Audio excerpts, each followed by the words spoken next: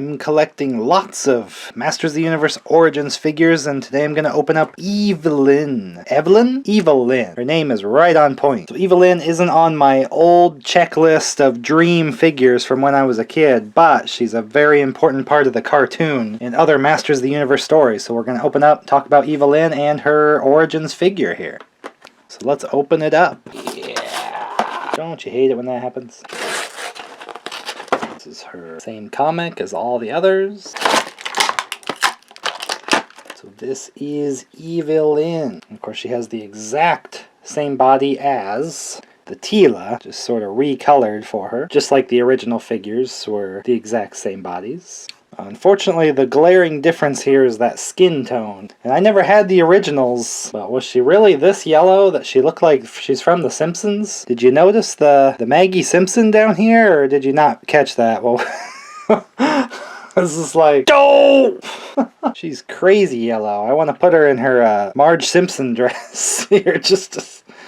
I found a few artworks that show her that she might have got a more normal skin tone. I mean, in the cartoon she had a fairly humanoid skin tone instead of this yellow, bright yellow that's very, very unearthly. I guess maybe they were trying to make it look like that original figure, but I don't think it was that yellow. But I don't know. If they re-released one with a better skin tone, I would probably just get it. But for now, this seems to be the only one.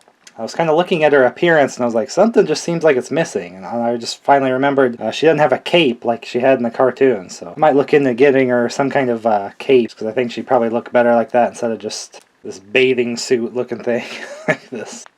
She only gets one little accessory here, and that is her magic wand, which I thought was a little short. But I guess it is really, really short in the cartoon, probably shorter in the cartoon. She just kind of holds it like a torch, but it's a little longer. It's not a full staff or anything, but as her wand, she can do a little extra magic there, or maybe even block a sword.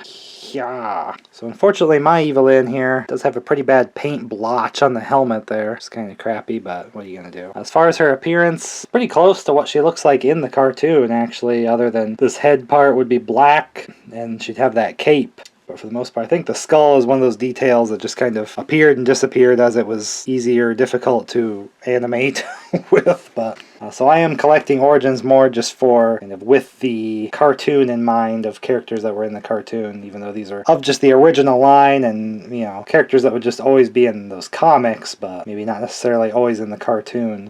Yeah, Evil-Lyn was kind of a second in command to Skeletor. She was a pretty powerful sorceress, and Beastman over there was definitely all henchmen, but Evil-Lyn was kind of hench woman, but she ranked pretty high in the Skeletor ranking there, as far as sometimes she'd go out of her way and kind of do her own thing there, of her own evil plots. She thought her magic was good enough to go out on her own once in a while. Again, the old figure from the 80s would just have the kind of circle closed hand and then the flat hand. So here she has two gripping hands, so you can do the two-handed grip, or if she ever grabbed any other items and things. So that's kind of handier that they didn't just try to mirror that. But as far as the choice with the skin tone, I think I probably would have done something else. Probably would have just either the same as Tila or maybe more pale. I think she was a little more pale maybe sometimes in depictions. I'm not sure what the yellow is supposed to be. She wasn't supposed to be some alien. I mean, it's just a strange color choice for her, although it does make her look unique in that way, that she does have kind of Skeletor's colors, but here she has the yellow skin. But she would probably look just as unique with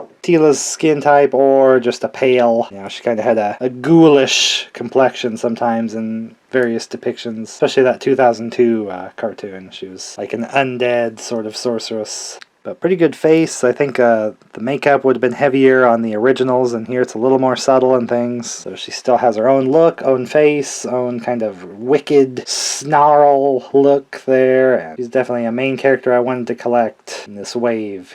But she's looking a little like The Simpsons here. It's Bartman. So for more Masters of the Universe Origins and various other action figure and things related, you'll want to subscribe and let me know if you ever you had the original Masters of the Universe figures or not. I never did. And I made a video telling my story of how I was a fan but never had any of the toys. So you'll want to check that video out too. And we'll open up some more Masters of the Universe Origins next time here.